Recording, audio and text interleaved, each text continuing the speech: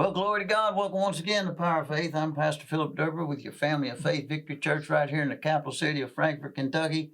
And just delighted to be able to share with you the truths of God's Word once again. Luke 1:37 says, "For with God nothing shall be impossible." And I have a surprise for you. It's a special edition of Power of Faith. This is a testimony session, and I have one of my daughters in the faith, Jill, in here today. Jill, welcome. Thank you, Pastor. Welcome. We're going to have a good time. Yes, sir. How you doing today? Well, I'm doing great. You look lovely. Thank you, sir. Yeah. Jill, we've been together for a long time. How many years you been coming here? This is my 15th year. 15th year. Yes, sir. Wow. I want to give the devil, I'm going to bust him in his mouth. Let's do it. You want to bust Yes, him sir. in his mouth? Yes, sir. Beneath my feet. All right. The testimony of Jesus is a spirit of prophecy, and we overcome by the blood of the Lamb, by the word of the testimony. Yes, sir. And Psalms 105 says, make his deeds known among his people. A lot of Christians have been delivered and saved from things, and they don't want to talk about it because they say, well, I don't want to give the devil any glory. We're not giving the devil any glory. We're giving Jesus glory. Yes. But if you don't know the darkness that somebody come out of, Paul, the Apostle Paul was in, I was chief among sinners. And then he goes on and starts talking about what he did. I was a blasphemer. I was a persecutor. I was injurious, and I threw people in jail. And right. I mean, he brought it on out, right? Mm-hmm. Well, that ministers to us, right? Yes, it does. So let's back up in Jill's life. What kind of family was you raised in? Well, I grew up, initially my mom and dad, I grew up with them in the home, and then they ended up getting a divorce. My mom did take my brother and I to church. Okay. At a young age. At a young age, while they were married. So after they got divorced, when I was about 7, 8, I think that's when it was, it seemed like everything changed for her. She met my stepfather. I guess anyway, maybe she met him before while she was with my dad. I don't know. Anyhow, we stopped going to church. And then we moved here to Frankfort, Kentucky. So I hadn't gone to church probably since I was a young kid on a regular basis. So how old was you when you moved to Frankfort? 14. 14. Yes, sir. Okay. So you experienced divorce. What did that divorce do to you? I was very hurt because I was closer to my dad than I was to my mom. And just sad. Even though, he was doing stuff and she was too, I guess. That's the reason why they got a divorce. It didn't work out. But I was devastated. And as a kid, my dad, he did have a problem with drugs and alcohol. And Friday nights, he, was supposed to come and pick me up. But at the time, I didn't understand addiction or anything like that. And I remember expecting him to pick me up on Friday at 6 o'clock. And I would come home from school and have everything all ready and packed and just sitting at the door, and just waiting on my dad to show up. And my mom would just he's not coming, he's probably out. And he worked on the railroad. So it was always this possibility too, since he worked on the railroad, that he could get a turnaround and have to go back to Tennessee. So sometimes that did happen. And truthfully, it really did happen. But then I would finally get him on the phone like the next day or the day after. And, Daddy, I'm so mad at you. Why did you not, And he'd just say, Jill, I'm sorry. Daddy will make it up to you. Can I come get you now? And I was like, yeah, let's come get me. And he liked to gamble. So we go to Kingland. That was one of my low-life places, and I lost everything at Kingland. Everything. We did too sometimes. And sometimes we would win. He would tell me to go bet on this horse or whatever, and he'd be drinking and everything, and we'd win pretty good. I thought we did. And I say, let's go now. Let's go to the mall. Let's go shopping, Dad. Let's go get something to eat. And he said, let's just do one more. Let's do a trifecta. I'm like, I'm not feeling it. And then we would lose and he'd say, well, we broke even. His thing was, we broke even. There was one time, I was probably 15. I didn't have my license and really didn't know how to drive. And we had gone to Keeneland and he had drank so much. And he told me, he's like, Jill, you're going to have to drive us back to Danville. Oh, wow. I was like, Daddy, I don't know. I will teach you. I will help you. I'll teach you how to drive. I'm like, I don't feel good. And it was raining. Oh, boy. Yeah, it was raining. I think I made it just, I didn't drive all the way because I was like, I just can't do it. I don't even remember what all happened, but I'm like, I'm not doing this. I started out doing it. He's telling me, put your foot on the gas. And it was like a 5-speed. Oh. So that was like, it was just all this extra stuff. But you made it. I don't know how, I don't even remember. I did not continue driving home. So I think we had to pull over and maybe call one of my uncles or something. Probably is what happened. All my uncles live in Lexington. Wow. His brothers. Okay, so you moved to Frankfort when you're 14? Yes, sir. And your mom and your stepdad and your brother? Well, what happened was she ended up getting a divorce from my stepfather. Okay. And what happened was I decided that I was not going to live in the house with her and him anymore. But it took me a few years to get to that place. So probably from the time I was 9 to 13 and a half, I was, in a situation that was, for most kids, it was very traumatic. But you're not doing any drugs or anything yet? No, sir. Not doing anything. Other than my father saying, go grab me a beer, take you a sip. He didn't want me to like beer. So he said, take you some. I'm like, it is so nasty, He's like, good, you won't like it when you get older. So I told my mom, I said, I'm going to go live with my dad. So I went to live with him. Where at? In Danville. So I told her, I said, when he leaves, I will come back home.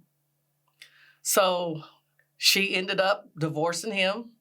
And I had made her a promise that I would come back. So I was staying at my dad's house. So he worked on the railroad. So this was when I started experimenting with drugs and alcohol. Because nobody was at the house, right? Yeah, he'd go out to work and he'd just leave me some money. And, that was when pizzas was brand new being delivered. And so I'm like, this is great. I can just order pizzas for a day or two. And I experimented the first time with drugs while he was out on the railroad before moving to Frankfort. Smoked my first joint. I remember that night vividly. I was with one of my... You're going to school in Danville. Going to school in Danville still. So this is about a 6-month time frame. I experimented the first time smoking weed. And it was, of course, the first time, it was fun. And the other people I was with, they were so freaked out. It was like, Jill, we're taking you home. You're freaking us out. You're blowing our high.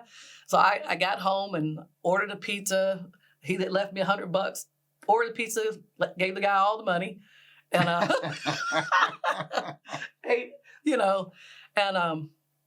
long story short, that was my first time, and I never did it after that. Probably until after moving to Frankfort. So, how old was you when you moved back to Frankfort?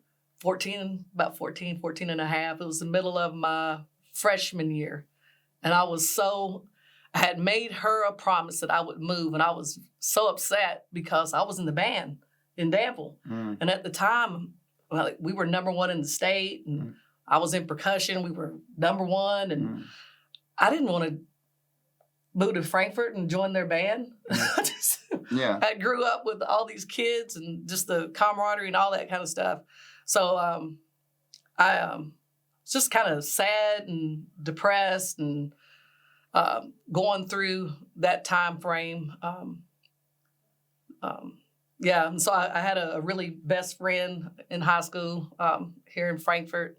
And she didn't drink, she didn't smoke, and I did. And we would go to parties, and I would be the one doing all this stuff. And Jill, you don't need to do that. And she was really a real friend. And still to this day, I mean, we have contact.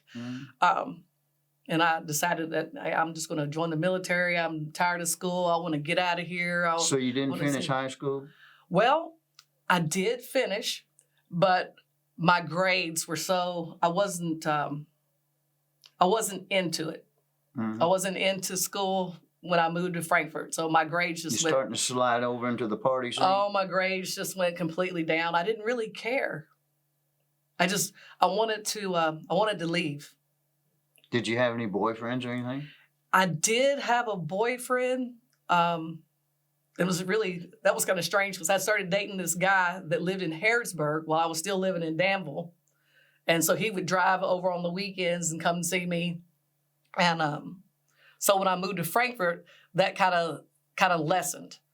And I look back at that and it was really crazy because my mom would let me go with him on the weekends and spend the night at his house. Mm. With his parents, they let me just spend the night. We'd just be in his room, so you can imagine what was happening at that young age. So you're becoming sexually active. Unfortunately. Mm. And I was kind of, just thinking about, nobody really cares about me. Nobody's really trying to correct me. My dad, he's in Danville. I made this promise to my mom. I don't see my dad all the time, and it just always seemed like my mom, like whenever something important was happening in the family, whether to me, if she was going to buy a new car or something like that, Mm-hmm. then her and my older brother, he always knew about it, but I was always the last one to know about anything. But I've forgiven, and then God's still but it was working on you back then. It was really working on me back then because you're experiencing a level of rejection, or like you're not as good as this or whatever. Divorce is ugly, and it has effects on people, especially children. And so you're in Frankfurt. You just want to get out. You're not really into school. Did you graduate or GED it? I graduated, and it was, I graduated. I had failed so many classes. I ended up graduating with my class, but I graduated as a junior. And I had to take like 2 classes, what do they call them? Correspondence courses. Yeah. And I took them through Eastern. I made A's in both of them. So it's just like, I can read. Mm-hmm. I'll just take this and send it in and mail it. So I made it through high school, and of course I scored high on the ASVAB to get into the Air Force. So yeah, you had to. It wasn't that I was stupid. I was just unmotivated to do this. I'm like, what's the point? Okay, so you're talking to another Air Force guy, right? Mm-hmm. So, when you join the military, it's a whole nother world. Yes. It's just a whole nother. I was given an ultimatum, either go to the penitentiary or the military. And I joined the Air Force, but I was still crazy. Now, when you joined the Air Force, how deep into drinking and drugging was you? Was you still just kind of a party? I was still smoking weed. Well, the night of, we swore in. Mm-hmm. But the night before we swore in down in Louisville, it was just party till the next day we swore in and left. So I think I didn't start using drugs again until I got to my first actual duty station, permanent duty station, which was Homestead down in Miami, basically. Yeah. Well, when I got to Travis Air Force Base, I'm finding out they got the best drugs around. Right. And it was astounding to me.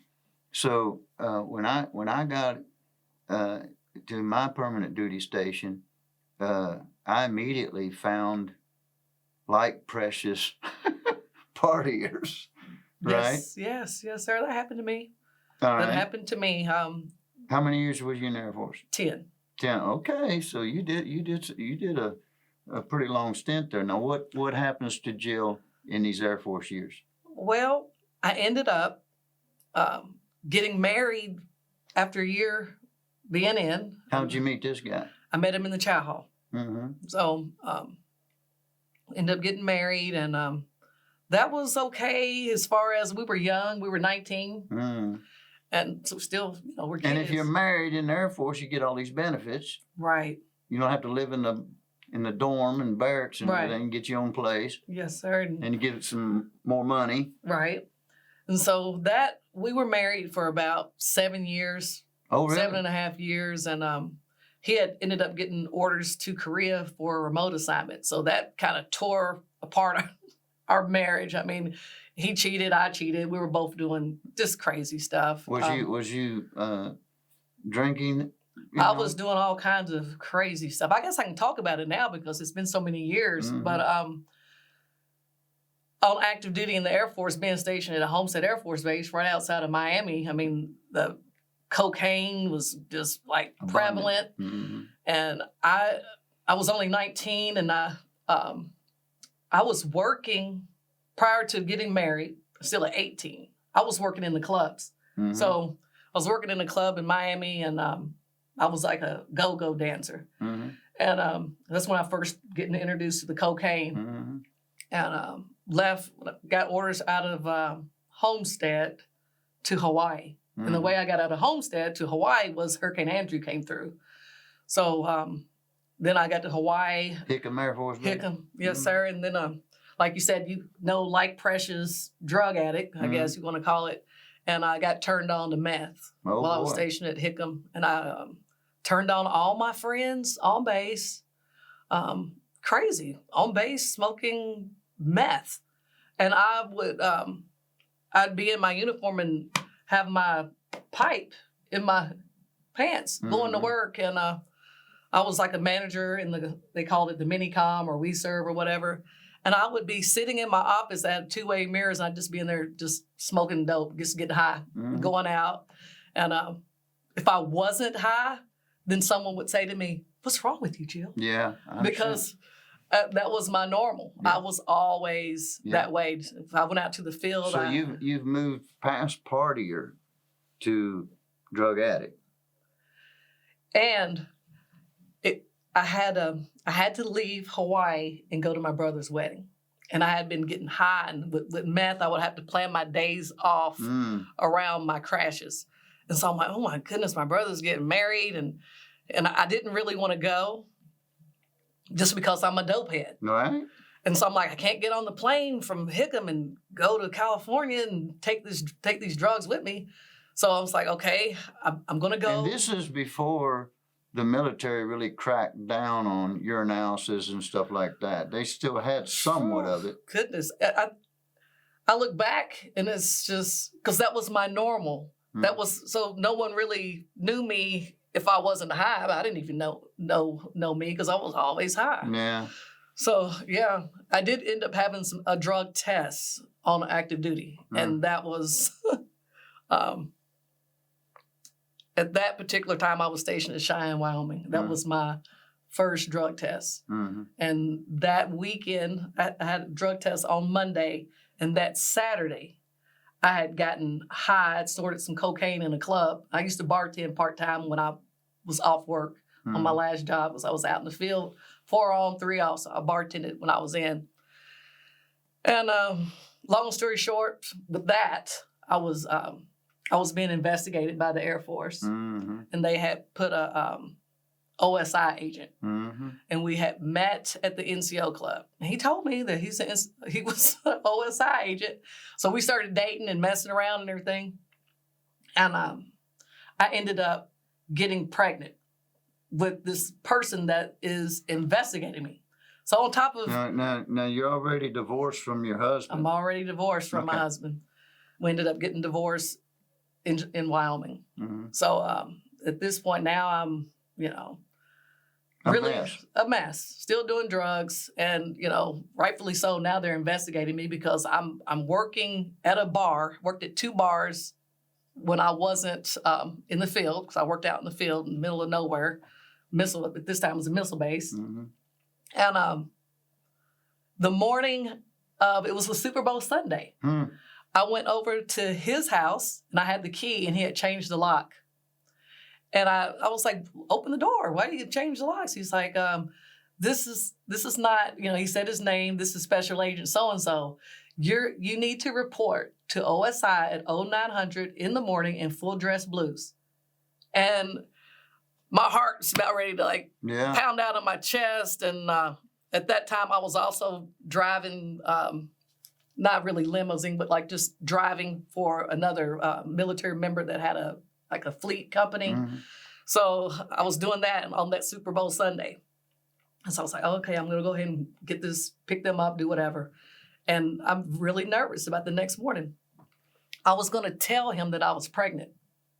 That's what I was going to go and tell him. Mm. And so I didn't get that opportunity. So the next morning I was there at 0900, full dress blues. And I see all these agents that I had seen over a period of time, like coming into the 2 bars that I worked at. And then he's sitting there. He didn't have on his uniform. He had on a suit. And I'm standing there, and they're telling me that they've been investigating me for the past year and a half on suspicion of using and selling illegal drugs and narcotics. And I knew they didn't have anything. And they're telling me the investigation, we brought you in to tell you this, and we're into the investigation. Mm. I was like, okay, well, I knew they didn't have, but, and so I said, well, so he was investigating me.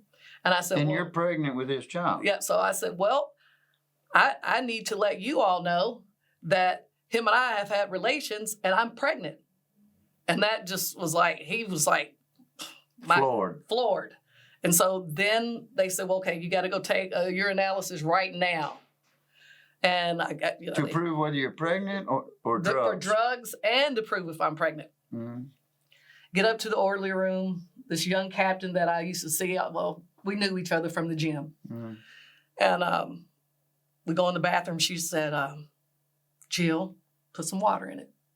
Mm. And I looked at her. I said, ma'am, I mean, I just look back at my life, how just God is out of so many situations. And I was so thankful. Yeah. She said, put some water in it. And I had the chief. I'm talking about the chief. Mm-hmm. When I got busted off base for cocaine and marijuana in California when I was at Travis Air Force Base. And he came up to me because I got to do a urinalysis. And he says to me, he sits down, and he says, Philip, if this was to come back negative, would you straighten your life up? Right. And I said, there's no way it can come back negative. He said, that's not what I asked you. And I said, well, yeah. He said, okay. He gets up, he walks back. It come back negative. And that's God. Right. Because they were going to, cocaine. Right. And back in that day was, Leavenworth and all that, right? Yes, so go sir. ahead. Yes, sir. So ended up, the urinalysis came back negative. The pregnancy test positive. Mm. So here I am, just, they are harassing me. My first sergeant is harassing me. Mm. The commander, my supervisor, and it's pretty much, now my phone is tapped. I live on base, and at this time, I'm not set apart for the kingdom. So I'm on the phone with my mom on the phone. I said, Mom, do you hear them? You hear that sound? I said, my phone is tapped, and I'm not paying my phone bill anymore. I'm not paying it because they listen to every conversation, and then they'll call me and harass me. So finally, if I had been the person that I am now, back then, there is no way that I would have even been in any of that stuff, but I would not have had an abortion. Mm-hmm. But I was totally harassed to do it. And So you had an abortion? I had an Air Force paid for it. Mm.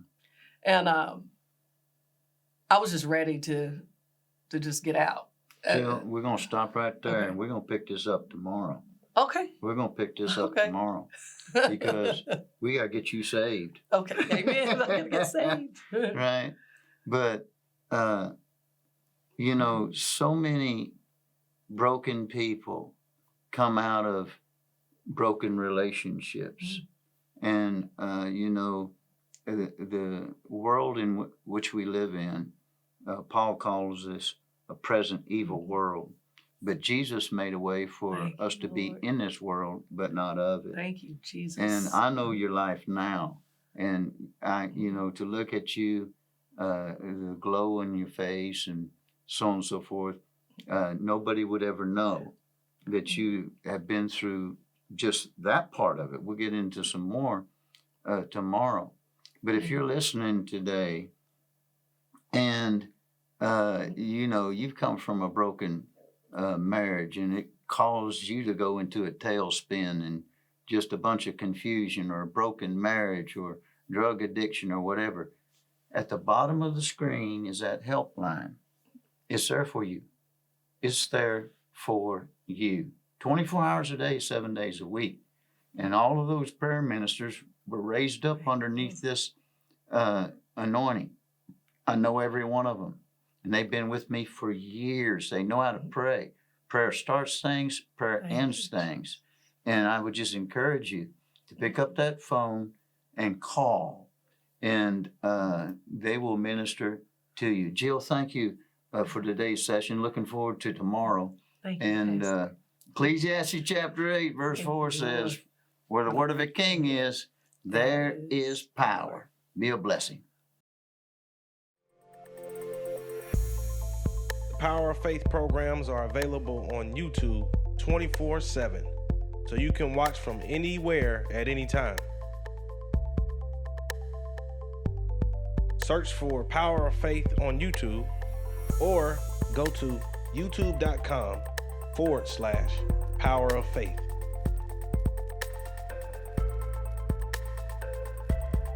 Subscribe and click the bell to make sure you're notified whenever new episodes are posted. If you missed the episode, or you just want to go back and watch it over and over again, the Power of Faith YouTube channel is there for you.